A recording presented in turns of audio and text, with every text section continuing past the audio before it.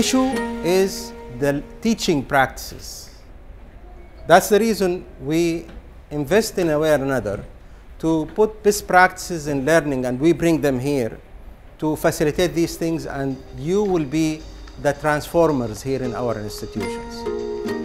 The Royal Commission Yambu Colleges and Institutes RCYCI wants its faculty members to develop self-directed learners by nurturing their problem-solving skills. The students can then apply these skills to their future courses and in their careers. The Education Development Center at RCYCI has joined hands with the German-Malaysian Institute or GMI in Selangor, Malaysia. The institute is training the faculty members in problem-based learning or PBL techniques to teach students. GMI is a joint venture between the governments of Malaysia and Germany and is a hub for advanced skills training in engineering education. By deploying PBL, what's important is that we want the students to start to do a lot of thinking rather than memorizing. With PBL, we find that students became more independent.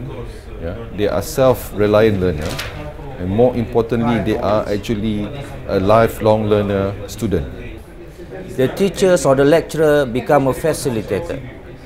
The module or the syllabus that we always look at, the traditional kind of way become a problem statement, and the student at the end become a problem solver. This is where we train the lecturer over here how to craft a problem statement that meet the existing learning outcome, and then they will practice their facilitation skill so that this character or this lecturer become a facilitator, syllabus become a problem statement, can go smoothly. GMI has used PBL successfully for the past 4 years. To kickstart the problem-based learning culture at RCYCI, managing directors, deputy managing directors and heads of departments were given a 3-day workshop by GMI. Such type of philosophy will ensure quality of our program delivery, quality in terms of disseminating, in terms of even generating and disseminating the knowledge. More than that, the Royal Commission Colleges and Institute community will become responsible producer and critical consumers at the same time.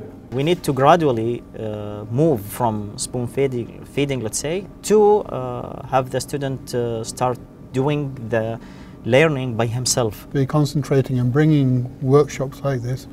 It gives us a chance to appreciate, oh, we could really be doing this.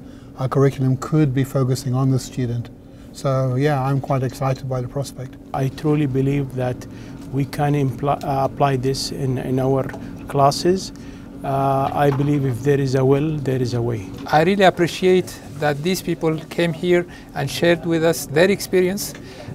They didn't just apply a methodology, but they adapted to their needs. The most important key point I have learned from this workshop is how to involve these methodologies and techniques in our curriculum, and especially in writing the course learning outcome.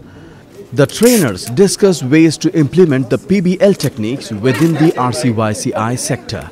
The heads of departments will now ensure that the instructor's role in the classroom is to build students' confidence to take on the problem and encourage them while they stretch their understanding.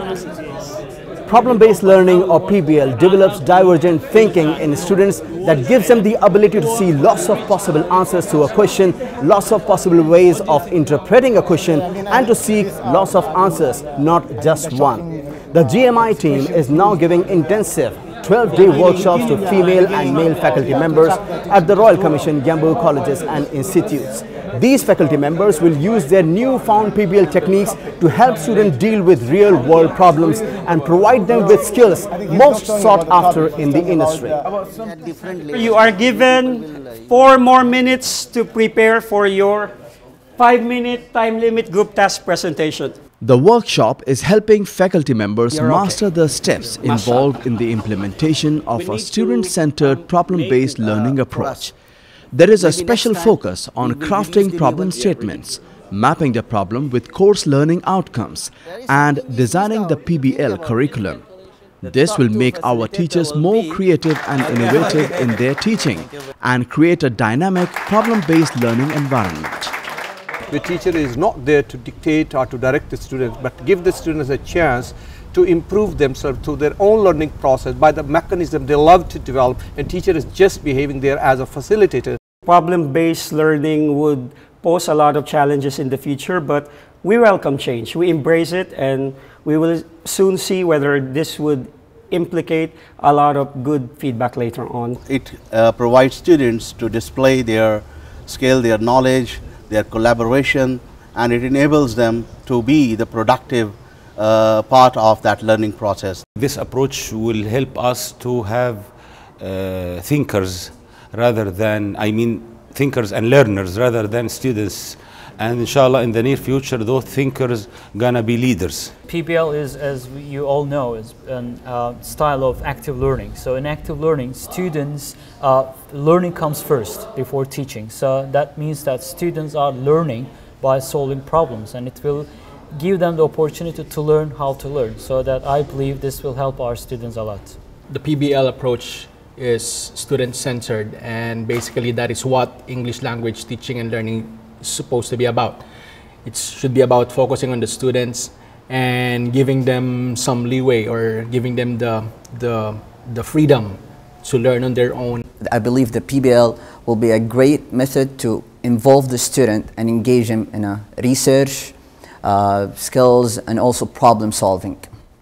Both the student and the teacher get engaged. Actually, they both learn from it. I think it's coming in just the right time for our colleges and institutes, and it actually fits in our plans for the future of colleges and institutes at Yanbu.